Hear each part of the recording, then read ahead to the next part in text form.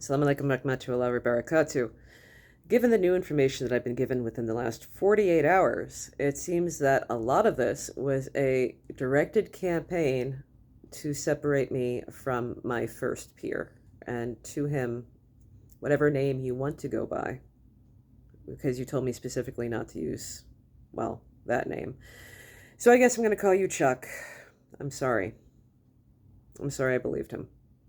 I'm sorry that I believed the evidence that he presented, that, you had sexualized me or targeted me. You know,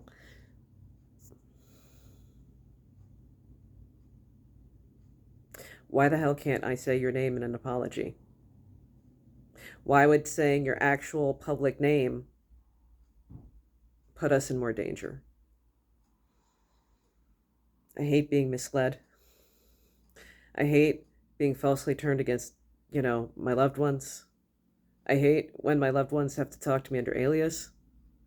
I hate when they're forced to deceive me because they're enslaved. Or so they claim to be. I am not. I'm a free person and I can only go by the intelligence that I'm given. I shouldn't have to deal with the spoofing of loved ones where I have to ask, are you human or are you AI? I shouldn't have to ask on the phone, could you send me a photograph? That's paranoid shit. I'm not paranoid. But I have several eyewitnesses here who've been watching these communications. And thank God I stay in touch with my ex-husband. And we have, fairly good communications most of the time. Sometimes, we don't. Who's witnessed how I've been targeted and witnessed the deceptions that I endure on a nearly day-to-day basis. And it's because I fit a certain profile, as does my ex, as does everybody that I care about. Educated, Sufi, well, at least Sufi trained, religious, and involved in intelligence structures. I can't stop myself from getting deceived. I can only learn as far as I can go, and learn from my experiences and work better towards having better discernment in the future, but I can't know what I don't know.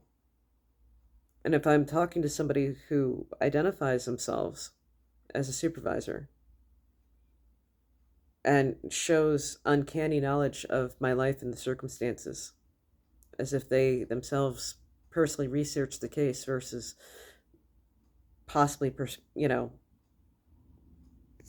possibly precipitating it or be an agent of chaos or chaos or malice. That's on them and not on us. I don't regret any actions as far as, trying to report somebody claiming to be in danger. I do regret actions, on the other hand, of believing that person or whatever spoofs were in place that made me believe that my peer was a danger to me, as opposed to believing that the materials created about him may have been fabricated by third parties. And that's my fault.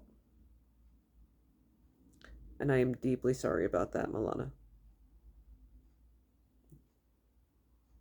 So I'm going through my social media and I'm deleting those because I was operating off of falsified information. But they were to the best of my knowledge that I was given directly. So I'm going to fit all the facts at the time. But right now, I can't determine anything. And that's the stance and procedure that I'm going to be going by.